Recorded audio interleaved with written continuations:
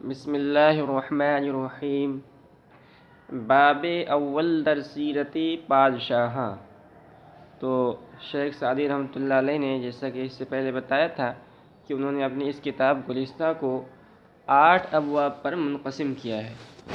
تو یہ پہلا باب یہاں سے شروع ہو رہا ہے۔ باب اول، پہلا باب در سیرت بادشاہاں، بادشاہوں کی عادت کے بیان میں۔ سیرت کے معنی عادت کہتے ہیں۔ تو اس باب کے تحت مختلف بادشاہوں کے قصے اور حکایتوں کو نقل کیا گیا ہے جو بہت ہی نصیحت آموز اور جن سے بہت کچھ سیکھنے کو ملتا ہے۔ ایسے قصے کو شیخ سعدی رحمۃ اللہ علیہ نے فارسی نثر میں نقل کیا ہے اور بیچ بیچ میں ان سے مناسب اشعار بھی لائے ہیں۔ تو سبق شروع کرتے ہیں۔ پادشاہ را شنیدم کہ بکشتن اسیر اشارہ کرد۔ بادشاہ کو کہتے ہیں اور اسی سے نکرہ ہے پادشاہ،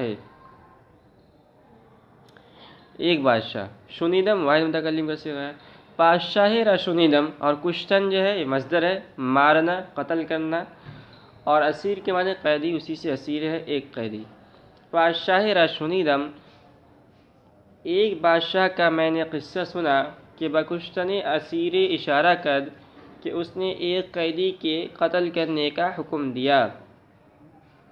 بیچارہ در این حالت نومیدی، بزبانے کے داشت ملک را دشنام دادن۔ تو ایک اس قیدی کو جب بادشاہ نے قتل کرنے کا حکم دیا تو اب جب اس کو یقین ہو گیا کہ مجھے مرنا ہی ہے، اس قیدی کو اب مجھے قتل ہونا ہے، تو اس نے کیا کہہ رہے ہیں بیچارہ در این حالت، اس بیچارے قیدی نے در این حالت ناامیدی، اس نا امیدی کی حالت میں، بزبانے کے داش جو زبان جانتا تھا، ملک را دشنام دادن بادشاہ کو گالیاں دینی شروع کر دی۔ دشنام کے معنی گالی، برا بھلا کہنا۔ تو ایسا معنی اس بادشاہ کی زبان کچھ اور تھی، یعنی جو بادشاہ زبان بولتا تھا، جو سمجھتا تھا، وہ قیدی دوسری زبان کے اندر گالی دے رہا تھا۔ قیدی اپنی زبان کے اندر گالی دے رہا تھا اور اس زبان کو بادشاہ نہیں جانتا تھا۔ تو قیدی نے جب کچھ اپنی یعنی گالیاں دینی شروع کی تو بادشاہ کو سمجھ میں نہیں آیا، لیکن اتنی بات سمجھ میں آئی کہ قیدی کچھ کہہ رہا ہے۔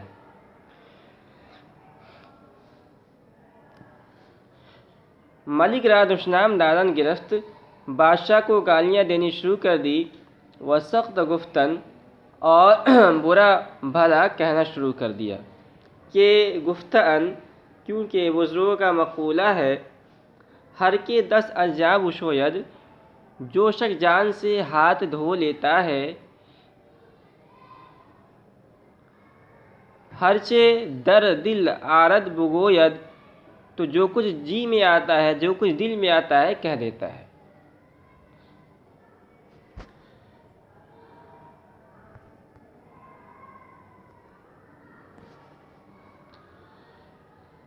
بیت شیر: وقت ضرورت چون اماند گریز، 10 بگیرد سر شمشیر تیز۔ وقت ضرورت کے وقت، چون اماند گریز، جب بھاگنے کا موقع نہیں رہتا، 10 بگیرد سر شمشیر تیز، تو ہاتھ تیز تلوار کا قبضہ تھام لیتا ہے۔ تو مطلب ہے کہ آدمی جب کٹھن اور سخت معاملات میں پھنس جاتا ہے تو اس کے دل سے خوف و ہراس اور ڈر نکل جاتا ہے، اور تلوار کو ہاتھ سے پکڑ لیتا ہے اور اپنے زخمی ہونے کی پرواہ نہیں کرتا ہے، بلکہ وہ حملہ آور کر دیتا ہے۔ تو یہی معاملہ اس قیدی کے ساتھ ہوا۔ جب اس قیدی نے سمجھ لیا کہ مجھے مرنا ہی ہے تو اس نے بادشاہ کو برا بھلا کہنا شروع کر دیا۔ اذا یئس الانسان لسانہ طال لسانہ کسنور مغلوب یسول علی الکلب۔ یہ عربی شعر ہے۔ کہہ رہے ہیں اذا یئس الانسان، جب انسان مایوس ہو جاتا ہے، طال لسانہ، تو اس کی زبان دراز ہو جاتی ہے، کسنور مغلوب یسول علی الکلب، جیسے کہ عاجز بلی کتے پر حملہ کر دیتی ہے۔ تو بلی اگرچہ کمزور ہے، کتا اس کے مقابلے میں طاقتور ہے، لیکن جب کتا بلی کو پریشان کرنے لگتا ہے تو ایک موقع اور ایک وقت وہ بھی آتا ہے کہ بلی جب دیکھتی ہے کہ میں بالکل عاجز ہوں تو وہ غصے میں کتے پر ہی حملہ کر بیٹھتی ہے۔ ملک پرسد، اب بادشاہ تو زبان نہیں جانتا تھا قیدی کی زبان کا، لیکن اتنا سمجھ رہا تھا کہ یہ قیدی کچھ کہہ رہا ہے، تو اس نے اپنے وزیر سے پوچھا کہ یہ قیدی کیا کہہ رہا ہے۔ ملک پرسید کہ چہ میں گوید،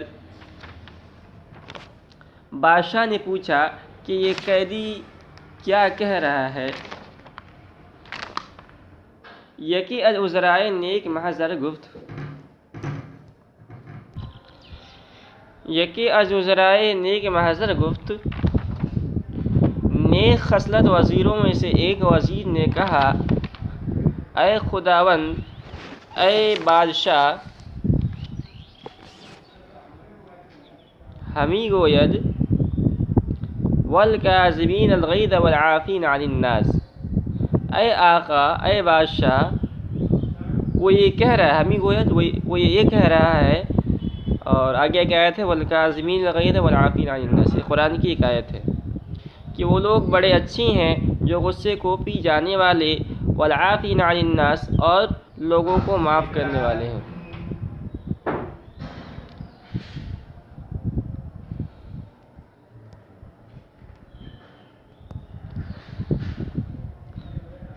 ملک را رحمت آمد، بادشاہ کو رحم آ گیا، یعنی اس نے کہا جب قیدی اتنی اچھی بات کہہ رہا ہے اور قرآن کی آیت پڑھ کر مجھ سے معافی کے خواستگار ہے تو اس کو معاف کر دینا چاہیے۔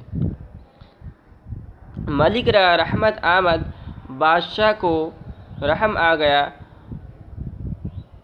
وہ از سر خونے او درگزشت، اور اس کے قتل کا خیال چھوڑ دیا، یعنی معاف کر دیا اس کو۔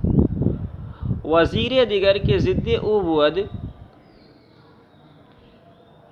ایک دوسرا وزیر جو اس وزیر کا مخالف تھا، گفت، اس نے کہا، ابنائے جنس مارا نہ شاید، ہمارے عہدے کے لوگوں کو در حضرت بادشاہوں کے دربار میں جز براسی سخن گفتن،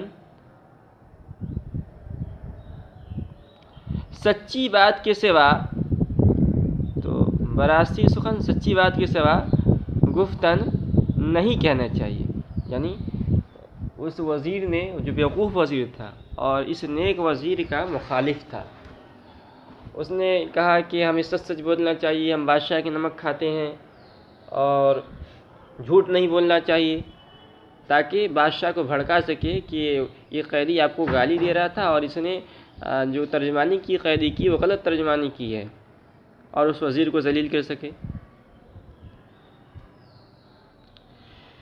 این ملک را دشنام داد، اور اس نے وضاحت کر دی کہ این ملک، یہ یعنی یہ قیدی ملک را بادشاہ کو دشنام داد، گالی دے رہا تھا۔ ونا سزا گفت، اور نامناسب باتیں کہیں۔ ملک روی ازی سخن درہم کشید، تو کہہ رہے ہیں کہ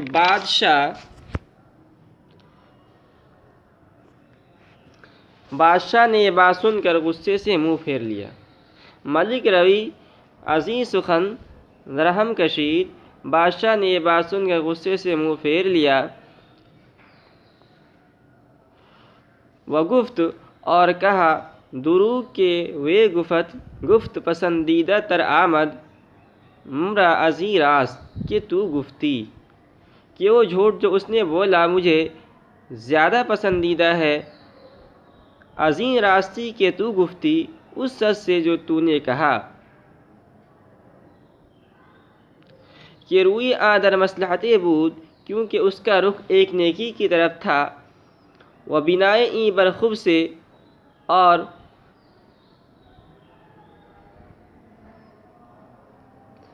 و بنائے این برخوب سے، اور اس کی بنیاد یعنی دوسرے وزیر کی بنیاد برخوب سے برائی پر، و بنائے این برخوب سے اور اس سچ کی بنیاد برائی پر ہے، و خرد مندہ گفتہ ان اور عقل مندوں نے کہا ہے، دروغ مصلحت آمیز بہ از راستی فتنہ انگیز، وہ جھوٹ جس میں مصلحت شامل ہو فتنہ برپا کرنے والی سچائی سے بہتر ہے۔ تو جو پہلے وزیر نے، نیک دل وزیر نے جو بات کہی تھی، اس بات کی بنیاد اگرچہ جھوٹ تھی لیکن اس کی بنیاد ایک مصلحت پر تھی، اور جو سچ اس دوسرے وزیر نے کہا ہے اس کی بنیاد جھوٹ پر ہے۔ قطعہ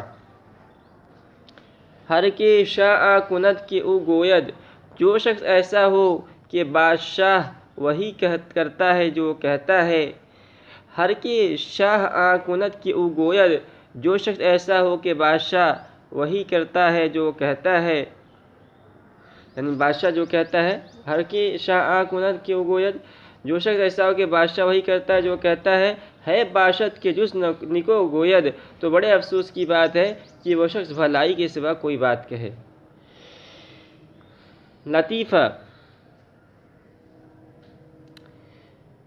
تو ایک یہ ہے، بہت ہی اچھی بات ہے، کہہ رہے ہیں برطاقِ ایوان فریدوں نوشتہ بود، فریدوں بادشاہ کے محل پر لکھا ہوا تھا۔ تو فریدوں ایک بادشاہ گزرا ہے، اس کے محل پر لکھا ہوا تھا۔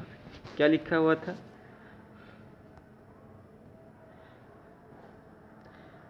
جہاں اے برادر نماند بکس، اے بھائی دنیا کسی کے ساتھ نہیں رہتی، دل اندر جہاں آفریں بند و بس، دل کو دنیا کے پیدا کرنے والے سے لگا، باقی کچھ نہیں۔ مکن تکیہ بر ملک دنیا و پشت، دنیائی ملک پر بھروسہ نہ کر اور اس کے سہارے نہ رہ، کہ بسیار کسوں تو پرورد و کشت، اس لیے کہ دنیا نے تجھ جیسے بہت سو کو پالا اور مار ڈالا۔ چو آہنگے رفتن کند جان پاک، جب پاک جان جاننے کا ارادہ کرے، چہ بر تخت مردن چہ بر روئے خاک، تو خاک اور تخت شاہی پر مرنا دونوں برابر ہے۔